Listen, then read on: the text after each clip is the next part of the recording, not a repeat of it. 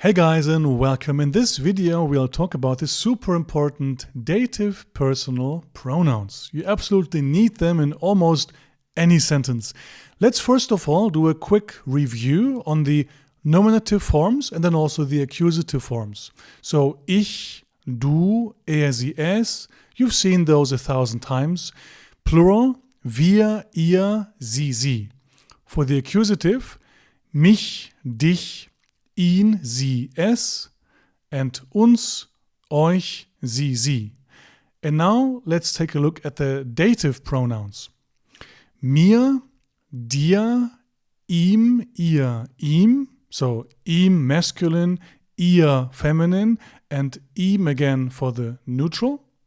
And then for the plural, uns, euch, ihnen, ihnen.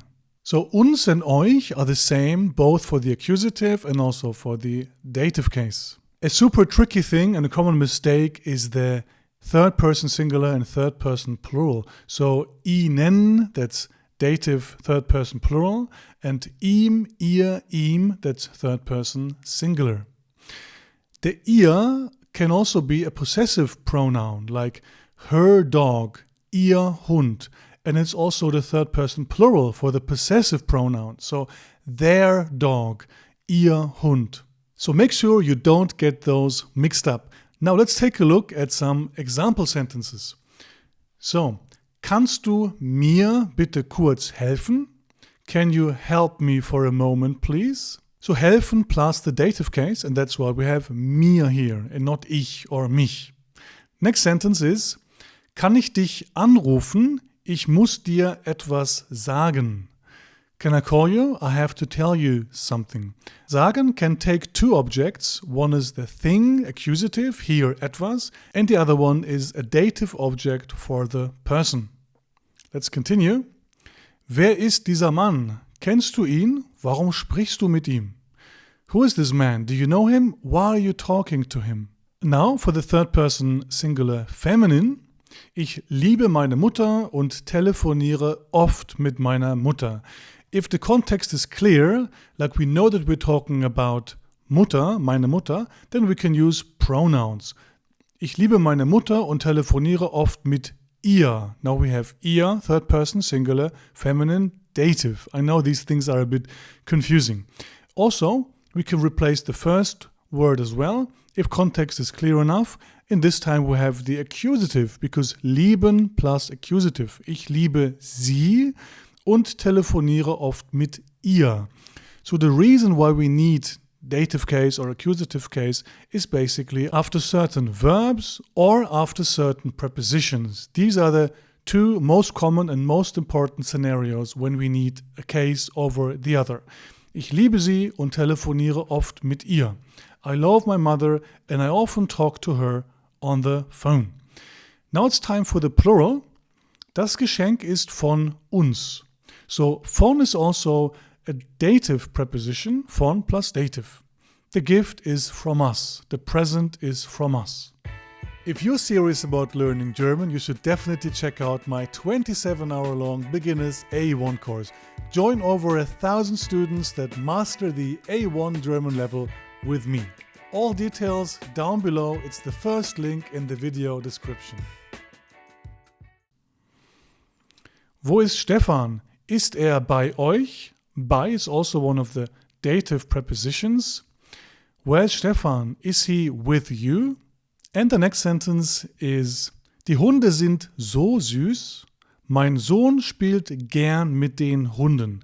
Now there is no need to repeat the word Hunden, because the context makes it clear. We talked about them in the previous sentence even. So now we can use a pronoun. Pronouns basically replace nouns. Die Hunde sind so süß. Mein Sohn spielt gern mit ihnen. Ihnen, third person plural, dative. The dogs are so cute. My son loves playing with them. And there's also the third person plural formal, you know, the formal you. It's the sie with the uppercase S. And let's take a look at an example for that.